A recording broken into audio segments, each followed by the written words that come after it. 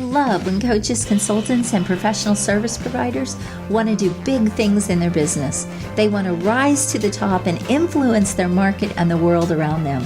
They want to have a greater impact and make a more lucrative income. Well, if this is you, welcome to Expert in You podcast, the show where I interview other experts and coaches, consultants, so that they can share their success strategies with you. We're going to talk about marketing and how to close more sales, how to get more premium clients, and how to really build your visibility in the market and scale your business like a boss. If this is you, welcome to the show. I want to ask you to subscribe and hit the notification bell right now so you don't miss one episode. Grab your coffee and buckle up because we are ready to give it all to you to help you become the expert and get paid as the expert that you are. Hi, everyone. Welcome back to another episode of Expert in You. I'm your host, Ann Carden, and this week you are going to enjoy my guest because he is getting ready to launch a brand new book, and we're going to talk about that. So I have Kyle Gillette with me. Kyle, welcome to my show. Thank you, Ann. I appreciate it. And by the way, I wanted to mention it before we recorded, but I really like your background with the books in the background, and then your shirt matches it. So for those that aren't watching, she's dialed. It looks great. I am branded. Yeah. Thank you. Thank you. Something I definitely teach my clients to do as well. So I appreciate that. So you won't be able to see that on the audio form, the actual podcast, but you can definitely see it on YouTube. So Kyle has a book coming out called Sage Leadership. And this is really his whole brand. And Kyle's a mindset coach. Did I say that right? Got it. Okay, perfect. And one of the reasons I wanted Kyle on my show is because I really love what he stands for. And his whole mantra, his whole brand is becoming a people first leader. And so we're going to dive into that because leadership's so big in the marketplace today. And it doesn't matter what type of business or profession you're in, leadership it really is a buzzword also today. But there's so much that goes into it and so much that goes into being a strong leader and a great leader. So Kyle, I'm just super excited to have you here, and I'm excited to learn more about your book and what you're doing. Yeah, it's great to be here. All right, so let's jump in. So first of all, why don't you just give a little bit of your backstory, Kyle, let people get to know you a little bit better. And by the way, you have two beautiful children. Is that right? Two? Three girlies. Oh, three. I only saw two, I think, in the picture I saw. So how old are your daughters?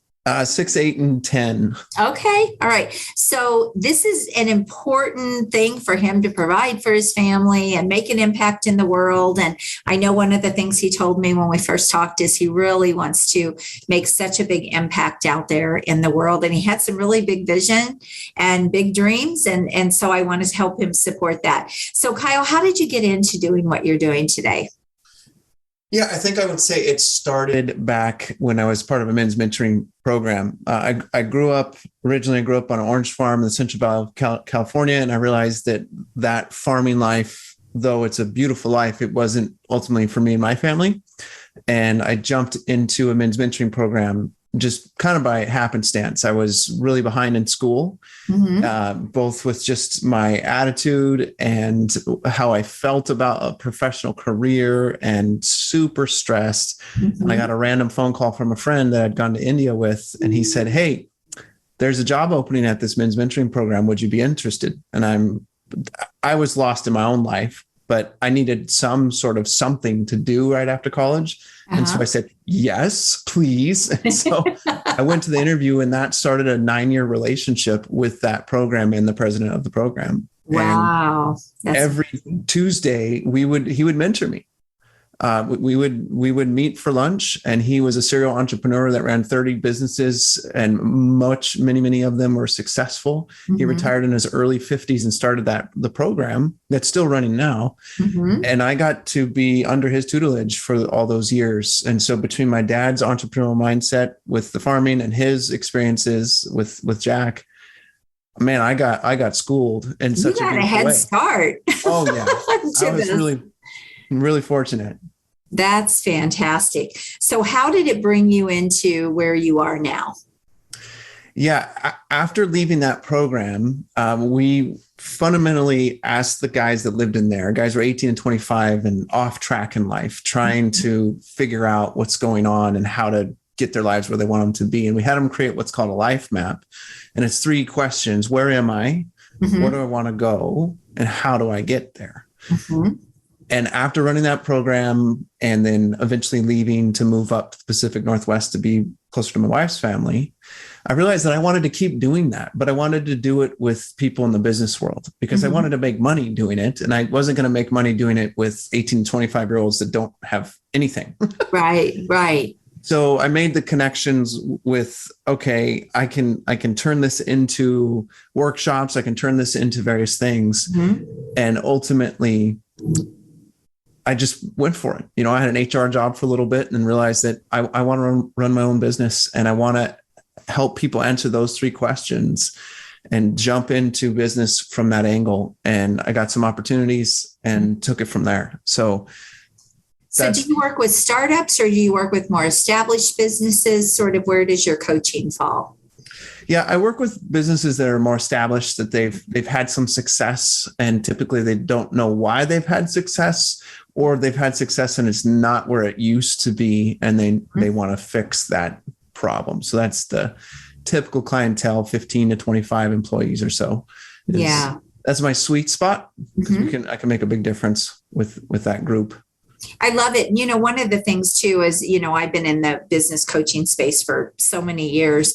And one of the things that I have seen is those 3 questions that you just said are really things that people don't give a lot of thought to. I mean, they really don't. It's amazing how many people are in business and they don't even know where they want to go. And they really don't even have the next steps to get there. They're just out there sort of on a wing and a prayer, kind of flying by the seat of their pants, as I used to say. And I actually did that in some businesses as well, because I didn't have a mentor and I didn't have a coach. And so I had to learn the value of that and the power of that. But yeah, there are so many people that just really don't even think about their business in that way. Even if they've built success, sometimes they don't even know, how am I going to exit this thing, or what's next for me, or where do I want to go with this? So I really love that. I love that foundational piece that you're talking about. Many people want to be the hero of their business, but they don't have a guide. And every great story has a guide to it. And you've served as a guide to a lot of people, and I've served as a guide to a lot of people. And it's something that I find very fascinating, that there's the level of success that some people have, despite having any sort of clear path or clear guide. And so as I jumped into my business, which was originally called something different, when I jumped into it, I realized that I needed to have a framework to help guide myself and guide the people that I work with. And that's where Sage came from. Yeah. I want to actually hit on something real quick before we go on. You talked about they've had a level of success. It's amazing that they have. Here's the thing. I believe that with a lot of hard work and effort and all of that, you can definitely be successful, just resilience and hard work. But here's the thing. Here's the difference. It can be so much easier. I don't want to make it sound like business is easy. It is not. It takes work. But the one thing I will know is that when you have a guide, when you have a clear path of where you're going, when you have a direction, it's very much like a GPS. You wouldn't get in your car and just start driving and hope that you ended up in wherever, right? You would want some sort of a roadmap or a plan. And so many people don't do that in business. So imagine those really successful people, if they did do that, if they started doing that, how much easier things could be and how much further they could go. I mean, that's just the reality. 100%. Yeah. And that's exactly why the Sage framework exists, is those reasons right there, because now you have a roadmap, you have a framework to follow as a leader, and the systems and processes are going to happen as a result too. So Sage was an interesting experience for me because I first started with DISC. Are you familiar with DISC? I'm very familiar with DISC. Yes. Okay. So I love DISC and I still use it with my clients, but it's not mine. And so I can't do whatever I want with it. And somehow I had the wisdom to realize just a few months into my business that I needed to create my own framework and then do whatever I wanted to, license it, sell it, make a book out of it, all those things. And so I started to come up with acronyms because I love alliteration and I love acronyms. That's how my brain functions. And some people are like that. Some people aren't, but for sure, easy. Yeah, it does, because I'm not that smart. And so the alliteration and acronyms help me a lot. And I remember trying to come up with various things that would click, that would make sense and would stick. And they would be the dumbest of acronyms, 2 S's and an R and a P or something. And nothing made any sort of sense. And one morning I woke up at 3 a.m. and I heard a voice. I firmly believe it was God telling me self-awareness. He gave me that word, and it was the word I needed to make everything click. So I jumped out. I knew it too. I didn't know what it was clicking to, but I knew it did. So I jumped out of bed, ran into my kitchen, and started scribbling down the beginnings of SAGE, because the self-awareness was the letter that I thought at first spelled ages. Like, ages is a bad acronym for leadership. And then I went, oh my gosh, it actually spells SAGE. And so I put it together, and then I got self-awareness, accountability, growth, and empowerment. And I love it. That is that framework that so many of us need. And if you really reflect on great leaders, that's what they reflect. They have that deep, and when I say those things, it's not the shallow level. It's a deep level of these things, which ultimately results in transformation. And that's the heart of what I do with people. Yes, we work on the mindsets and the habits, and yes, there's goals and there's systems and processes, and all that has to happen. But it's the transformational part, the deeper level of self-awareness, deeper levels of accountability, and like growing yourself internally, very deeply internally, and empowering others at a much deeper level than just resources. That's good. We want that, but there's deeper levels of empowerment we can help people with. And so that's the framework. You do that, and your leadership is guaranteed to be successful in light of, from that perspective. So go through those again. So the S was what again? Yeah. So I'll give you the metaphor that I use. So in the book, I talk about how the big bad wolf of business comes in and tries to blow down your leadership house with problems, marketplace changes, people leaving your organization, whatever. Oh, that's so true. Yeah. And when it comes to your leadership house, self-awareness is your foundation of great leadership. Without self-awareness, you can't build a good building on top of it. And accountability is the nails that holds that leadership together, that leadership house together. Growth is the walls and the roof. So it's the idea that as we mature in our leadership, and we grow more, and we grow deeper in our leadership, that we remodel our house, we change the way that we lead, and we adjust the way that we're leading other people, and the impact that we have on them. And then empowerment is the windows and doors. And that's the idea that you look out on the world and you go, who do I want to invite in to be under my leadership? But also over time, some of the people you're leading, they leave, but they leave because they're empowered to leave instead of quitting. Yeah. Because we've all heard most people quit the boss or the leader, not the job. Well, SAGE leaders encouraging people to join them and view what they do, but also at times people leave because they're ready for the next thing. I love that. And the big bad wolf comes in and he tries to rattle those windows and blow down that house. But when you're a SAGE leader, it doesn't happen, because the depth of who you are and what you're about and how you go about your leadership. Oh, that's so good. Wow, that's brilliant. I definitely love the acronym and everything. It's just so powerful, and it's such an easy framework. And I love the metaphor that you use. That's really great, because that was the first time you shared that with me. We didn't talk about that the last time we spoke. So no, that's fantastic. So you're talking about becoming a people first leader. A lot of people say servant leader. How would you maybe define the two, or are they really the same, one and the same? Yeah, they're really similar. I think it's just the language that I'm using, and a little bit more pop culture-y, I guess you could say. Well, actually, yours makes a lot. I mean, it's actually more clear, to be honest. Yeah, I would agree. Yeah, what is a servant leader? It's much more harder to define. But when I'm talking about people leadership, I'm talking about knowing your people. One of the habits that I talk about in my book is the study habit. And it's the idea of truly paying attention to what makes your employees tick. Recently, in the last 2 weeks, there's been, of the clients I'm working with, 3 people are either leaving or have left their organizations. And they don't have huge organizations, teams of 7 or 5. Right. And so it's a huge deal to lose 20% of your team or 15% of your team, because that's a lot of productivity and whatnot. Well, what was the problem in both those cases?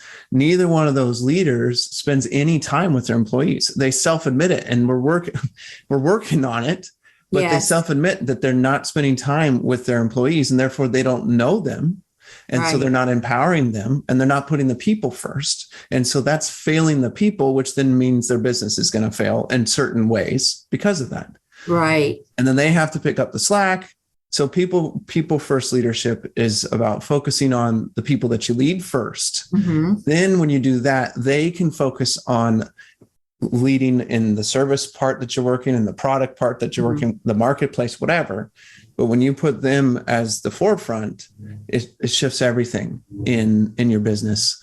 Right. And it makes life in the long run significantly easier and much more enjoyable. Well, and it just makes business so much more enjoyable too, when you have a supportive team of people and supportive employees that are in it to win it with you. It's just invaluable. And so many people, I've worked with small business owners for many, many years as well before I started working with coaches and consultants. And over again, I would see the problems. They started with the person running the company. There was nothing else. It was like, you're in charge. You have to take the responsibility for everything that's going on. And you always have to look inward and say, what about this is my fault really? And what do I need to do? And what do I need to fix and change and do differently? And I think so many people don't do that. They're just so afraid to do that. But that's really what you're talking about, is getting them to the point where they're seeing, okay, this is really about me and what I'm doing here within my company and within my organization. Is that fair to say? Yeah. I'm looking up at my wall of habits and mindsets right here from the book. And one of the things that I urge every single client that I work with, even if it's not something that they've ever done before, I urge them to write, to journal, because journaling can be one of the most profoundly effective ways to be more self-aware. And we get so lost in our thoughts. We get so stressed by all the things that need to get done in our business, all the directions we're being pulled. But when you write it down and you can look at it, you become that third party that can look at what it is that you're working on, because we don't always have access to a mentor or a coach. And when you dump that stuff out on paper, it's hugely powerful. And then there's other practices that I have people do, write down what you want your future to look like as if it already exists. When you do that, your brain goes, wait, there's this gap here. You said this exists. I'm feeling the way it exists, and I'm excited about it, but I'm over here in reality. And your unconscious mind has to fix that gap. But it's a powerful, powerful exercise to move you towards a future that you really want. But you got to write it out. You got to get it out of your brain and on paper. And you realize so many things about yourself as you're writing. You start to create, you see the doubt that you have, you see the fears that you have, but then you can tackle them. Because most of the time they're just swimming around in our heads. But when you get them out on paper, you can tackle them. So true. Yeah. So true. Yeah. That the subconscious mind will automatically go to work on the things that you envision and on the things that, when you set goals and you do those things, your subconscious will kick in and it will start going after those things. Those are powerful tips and really, really good things for people to do. So what else do you have for us that people could take away and start doing immediately that could start transforming how they lead and how they lead people? Yeah. One of the things that I love to teach people is there's kind of these two angles to accountability. There's accountability, which is holding your team to the things that you want them to do and you staying on top of that. And lots of leaders are afraid of that. And then there's also self-accountability, which is a different swath of accountability. And I love to teach both of those angles. But for the sake of this podcast, I'll share one of them. And if we have time, I can share the other two. But I've created what I call the accountability pass. And it was a reverse engineering of something that I have always done. When I say I'm going to do something, not 100%, but a vast majority of the time I follow through. And I'm like, well, what's behind that? How did I learn this? What's going on here? And it ended up being another acronym, which is PASS, PASS. And it's actually a fun process because part of it is writing, part of it is sharing with other people, and all of it is stretching. Mm-hmm. So the P in PASS is passive accountability, and it starts by telling your story. And what are you working on right now that you're really excited about? Are you asking me? I'm genuinely asking you, yes. Oh, okay. What am I working on right now that I'm really excited about? Well, I'm working on 2023 plans, but I'm also getting ready to do another book. Okay. And what's your goal behind the book? It is really to get more out there into the world since I have evolved as a coach and a consultant, but I also want to get more speaking from it. Okay. And why do you want that? Because I feel like I have a message, and I also use that to build my business and continue to build my business as I'm getting older, right? I think about things like retirement or getting into my later years. So the financial side, but also the impact side. Okay. So your story, we could flesh that out some more, especially the impact part, and talk about your story is you want to write the second book because of the impact it's going to have. And what is that impact? You can elaborate on that. And that's your story. You say it to people in short, it's your message in short, brief statement. And you share that to a bunch of people. And what happens? Some of those people care.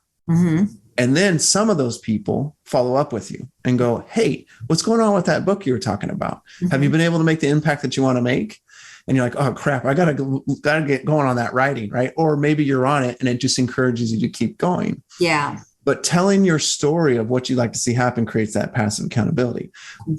But what it does is it catalyzes the next step, because now you've got, let's say you've told 30 people and 5 people care. Right. Because not everybody cares. Let's be honest. But no, right. 5 of them care. And you go, you know what? It would be nice to connect more deeply with 1 or 2 of those 5 people that genuinely show that they care. So you reach out and you say, hey, Susie, I would love to connect with you about the goals that I have and also your goals. And we could exchange some accountability here, exchange this. You're going to achieve these things and I'm going to achieve these things. And we'll talk about them on a weekly or biweekly basis. So it's active accountability because you're intentionally having conversations over the course of a week or every other week. And this is something that I did since I was 18 years old. From when I was 18 to now, every week or every other week, I meet with a mentor or a friend and we discuss what's going on in our lives and our businesses and keep each other accountable to it. It is, just religiously having these meetings, that type of accountability is unbelievably powerful. Which is the power of a coach too. Accountability is such a part of it. Yes. So that's the active. Then the first S is structures. So this is simply your to-do list and your calendar. Put your people on your calendar and the time-bound stuff, meetings, whatnot, on your calendar and your to-do list. And that's all the things you need to get done to achieve whatever you're trying to achieve. Right. Pretty basic, but often we don't do this. Often people don't plan things. They don't schedule things. They don't put it out on paper or digitally. Right. And when you do it digitally, it reminds you to do it without you having to think about it. And that's really powerful for busy business owners. Lastly is the self accountability. And I want you to picture a pond. And in the pond, there's these 3 frogs on a log. And one of the frogs sees a fly on a lily pad and tells his buddies, hey, I'm going to go get that fly. So you look over at the fly and then you look back at the frogs. How many frogs do you think are left on that log now? Probably none. They're all jumping after the fly? Yeah. Okay. So all 3 are still left because the one frog decided he was going to do something, but he didn't commit. Oh, and then the other, okay, I gotcha. I see where you're going. And that's the key in accountability. You have to get to this point of no return, this point of commitment. The other picture is when you jump out of an airplane, you can be at the jump height, the green light can be on, you can be strapped up, you can be next in line, and you can have your hands and face out the window or out the door of the airplane. But until you lose gravity, you're not committed. You're not truly committed. That's true. You can still go back to the airport. Yeah. Have you jumped out of an airplane, Kyle? Not yet. I have. So, hey. So you know what I'm talking about. No. So when you get to that point of no return, that's the level of commitment we need to have to stay accountable to things we have in life. Yeah, so important. And we see that with business owners and entrepreneurs a lot where, they talk about it, we even see this now. I say this happens a lot because of the information age that we're in. People consume, but they never take action, or they don't implement, or they don't stick with it, or they're not consistent. Yep. And I've been doing entrepreneurship for over 30 years, and I built several businesses, and there wasn't one of them that I wasn't committed to building. And that's how it became successful. And so many people don't do that. Yep. They're too quick to throw in the towel. They're not consistent. They don't show up the way they need to show up. And I believe that's why 80% of businesses fail. Actually, I think it's a little bit higher than that, but maybe 85% of businesses fail. But it still all comes back to the person running the show, doesn't it? Yes, it does. And when you plug in a framework that you can follow, like SAGE or whatever framework works for the person, it doesn't have to be the one I'm talking about, but something that you can follow to help grow you as a leader, it makes all the difference for the leader and the business. And it's scary though, that number, that 80, I think it's 80%, at least old stats are 80% in the first year close, and then 50% within the first two, or something, the rest that's remaining. It's just, that's scary. Yeah, but let's look at the other side of that. And I don't remember the exact statistic that came out a couple of years ago. I would have to go back and look it up. But it was something like there are 1,000 new millionaires in the United States a day, I think, something around that. So if you look at the flip side of that, a small percentage are having a lot of success. And everybody else, and then you've got some mainstream, but then everybody else kind of falls into the lower percentage. But I used to work with contractors a lot years ago, and it was 97% of them actually went out of business within a 10-year time. Those are kind of scary statistics. And I'm sure every industry has their own, but I think you get the point of what we're talking about. Yeah, totally. But I think it does come down to several things, but at the end of the day, there's not very much that happens to us. It happens because of us, right? And that's not any different in business. So Kyle, you're getting ready to, at the time that we're doing this podcast, you're actually getting ready to launch your book. It's coming out very soon, and you have a pre-launch right now. How can people get your book? Because I really want to share that with my audience. Yeah, real simple. Go to book.sagemindset.com. And I've got the book on there, a course, and also a mastermind tied to all this, because like we talked about from the beginning, doing this by yourself is not a good call. Yeah. Definitely having guide and support and a network of people that can help you to achieve what you're trying to achieve is a far better way to go. Yeah, I love it. So Kyle, so just backing up a little bit, and by the way, we will put the links and everything with the show notes, but backing up a little bit, how do you work with clients? Do you work with them obviously privately, but do you have masterminds, or do you have courses? What are the things you offer in your business? Yeah, so one-to-one coaching is kind of the bread and butter for me, but I also do a accountability mastermind for business owners, where no more than 4 people per group, where we're meeting every other week to talk about what was expected of them, what they're going to do that week, what they did, trouble that they're having, do some group coaching, do some hot seat type stuff. And then also I have a set of different courses, of a balance course, productivity course, and then one that focuses on really enhancing what the Sage Leadership book is all about. Okay. Fantastic. So what's next for Kyle? What's next is I actually have another book in mind. So I think I'm going to start writing that in Q4. But before that even happens, it's trying as hard as I can to get this message out there to help people. Because when you apply the right mindsets and habits, the ones that fit the person, that really enhance their strengths, it will transform them and it will transform their team and their business. And I've seen it. And if I can get this book out to millions of people, thousands of people, whatever the number is, I know it's going to be changing lives, and not just bottom line. The bottom line matters. I get it. You need to make money in business, and I'm happy to make money in business, but to change lives is what lasts forever. And that's for me, what truly matters is let's transform lives through mindsets and habits, and then the results will follow, guaranteed. It's I was guaranteed. just saying it doesn't have to be either or. And a lot of people do think it does. It's like, No way. I agree with you. No, you can have both. Yeah, we need to have both. But to me, what goes first is the people, the leadership development and the people development. And then naturally, the level of growth that you need and that works and that fits and that you can keep up with will follow. And you won't have all the same mistakes like you were saying before. Yes. Yeah. I love it. Oh, so powerful. So powerful. So I can't wait to share your book with everyone. And this has been such a great conversation. I love what you're doing. I love your heart. And that's just so evident. And in our first conversation, that was so evident to me. And I just really love that. And so Kyle, kudos to you. You're just making such an impact out there. So we are going to put all of your information in the show notes. People will be able to get you. They'll be able or get a hold of you and be able to get your book. Is there anything else that you want to share before we wrap it up? Any last words of wisdom? Yeah, actually, when people ask me this, two things come to mind, and I'm going to lean towards one of them because we haven't touched on it at all. And that is questions.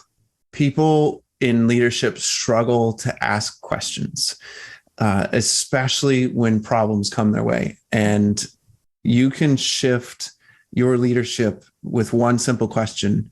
And I've helped business owners with this, and it's made a huge difference for them. It slows them down and it slows the employee that's coming to them with the problem. It's a very simple question. I'm getting ready to write this down, everyone. Yeah. It is mind blowing. All right, let's hear it. What do you think? I love it. What do you think? Mm-hmm. And this is the best time to bring this question up is when someone brings a problem to you. Mm-hmm. They come to you and they've got this problem and they're freaking out about it. And you just pause and you say, well, what do you think? Mm-hmm. Or what do you think we should do?